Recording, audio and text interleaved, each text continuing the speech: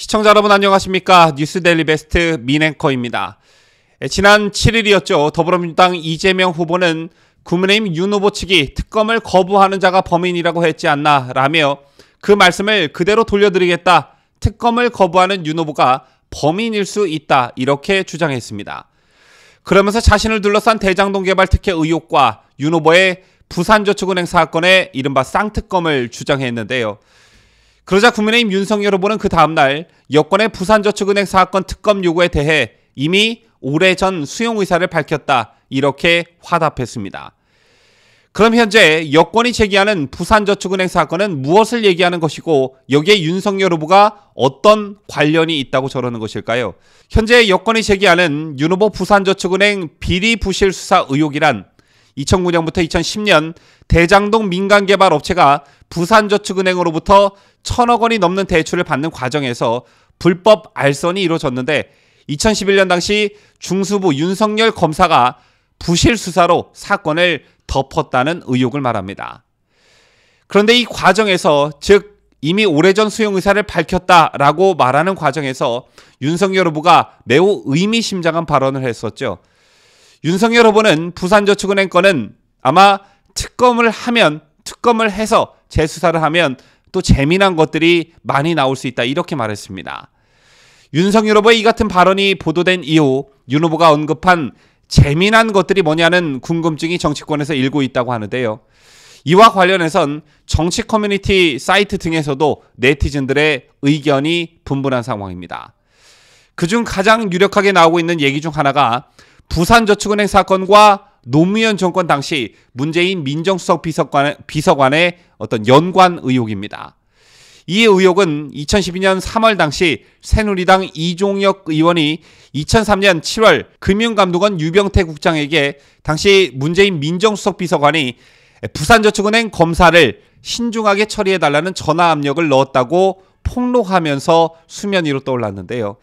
당시 이종혁 의원은 그 대가로 2004년부터 노무현 정부 임기 말까지 법무법인 부산과 부산저축은행 간 이루어진 59억 원의 법률자문 계약 간의 상관관계를 규명해야 한다며 59억 원의 법률자문 계약은 정상적인 거래라기보다는 뇌물 성격이다라는 주장을 폈습니다. 1995년부터 2003년 2월까지 법무법인 부산 대표 변호사는 문재인이었습니다. 자, 그렇다면 시간이 많이 흐른 지금 이종혁 전 의원은 어떤 입장일까요? 지난 9일 이종혁 전 의원은 주간조선과 전화 인터뷰를 가졌습니다. 해당 인터뷰에서 이종혁 의원은 당시 문재인 수석의 전화는 명백히 금감원에 대한 압력이었다며 이재명 후보 측이 윤석열 후보가 부산저축은행 사건을 덮었다고 주장하는데 기왕에 수사를 다시 한다면 아직까지 밝혀지지 않은 문재인 수석 압력 전화의 진실도 밝혀야 한다고 했습니다. 시간이 많이 흘렀지만 2003년 자신의 주장을 굽히지 않고 있는 것인데요. 압력이 없었다면 부산저축은행은 진작에 정리될 수 있었다라고 강조한 이 전 의원은 부산저축은행 사건은 민주당 핵심 인사들의 정치적 비호가 있었기에 가능했다며 과거에 덮고 넘어간 이들의 비호 의혹을 이번 특검에서 밝혀야 한다라고 강조했습니다. 2003년 당시 이종혁 의원의 폭로 후 법무법인 부산은 이 전 의원을 출판물에 의한 명예훼손으로 고소했습니다.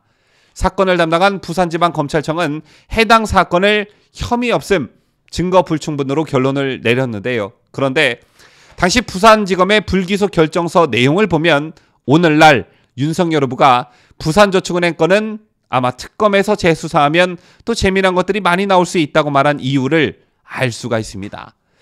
당시 부산지검의 불기소 결정서에서 문재인 수석의 전화 의혹과 관련한 부분은 이렇게 되어 있습니다.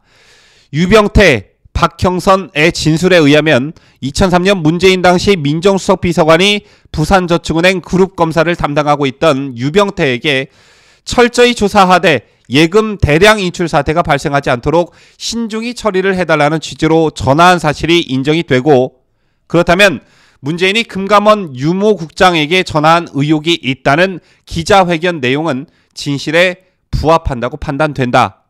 그리고 다음 문재인이 지분 25%를 가진 고소인 법인이 2004년부터 2007년까지 부산 이저축은행으로부터 59억 원의 뇌물 청탁 로비 살해적 성격의 수임료를 받은 의혹이 있다는 부분입니다.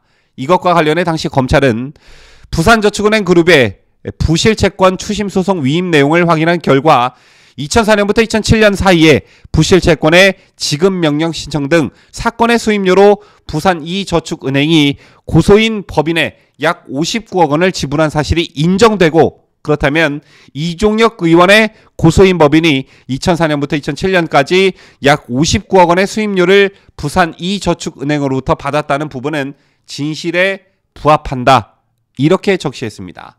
자, 한번 이 두 가지를 정리해 볼까요? 당시 검찰이 내린 판단을 종합하면 문재인 당시 민정수석이 전화한 것은 사실이고, 전화 이후 부산저축은행이 법무법인 부산에 59억 원을 준 것도 사실이라는 겁니다. 다만 당시 검찰은 문재인 수석의 전화, 수임료의 성격, 청탁과 수임료의 대가 관계에 대한 판단은 내리지 않았던 것이죠. 그러니까 자, 이왕 윤석열 특검을 한다면 이러한 의혹도 함께 검증하자는 것이 이종혁 전 의원의 주장이고, 윤석열 후보가 재미난 것들이 많이 나올 수 있다, 이렇게 말한 것도 바로 이 때문이다라는 추정이 가능한 것입니다. 자, 아마 윤석열 후보를 지지하는 분들 중엔 윤석열 후보가 정권을 잡으면 좌고우면하지 않고 문재인을 비롯한 문정권 인사들을 단죄해 주길 바라는 이유에서 강단 있는 윤 후보를 지지하시는 분들 많으실 겁니다. 정권 교체의 열망이 그 어느 때보다 높고 윤석열 후보가 각종 논란에도 높은 지지율을 기록하고 있는 이유의 상당 부분이 아마 이런 점이 아닐까 싶은데요. 문재인 그리고 문재인 정권의 비위를 누구보다 잘 알고 있을 윤석열 후보, 만약 대통령이 된다면 보수 정권의 칼날을 휘둘렀던 것처럼 문재인 정권에게도 그렇게 할 수 있을까요? 지금까지 저는 자유대한민국을 수호하는 뉴스데일리 베스트 민앵커였습니다.